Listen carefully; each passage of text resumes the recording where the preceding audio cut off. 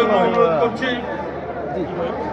বলছি যে আপনার নির্বাচন তো একদম দোর গোড়ায়, আপনি বাংলাদেশের নাগরিক, রামপুরা বনশ্রীতে কি প্রত্যাশা এই নির্বাচনে? পুলিশের গুলিতে যিনি শহীদ হয়েছেন, ছাত্র জনতা 90-এ একবার গণঅভ্যুত্থান করেছে এবং 90-এর পরে এই দেশে নির্মমভাবে যিনি শহীদ হয়েছেন, সরকার গঠন করেছিল। আমাদের সেই শহীদ মোহাম্মদ জাহাঙ্গীর মিঠু, ওনার স্ত্রী রোদেলা শেষবা বানু এখন কিছু বলবেন আপনাদের সম্মুখে। রোদেলা শেষবা বানু। ঢাকা 11 আসন তখন 5 আসন ছিল।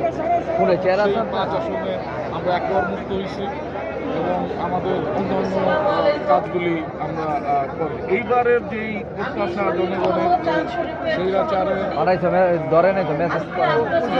পতন এইবারই যেন শেষ পর্যন্ত আমরা মনে করি এইরকম বারবার আন্দোলন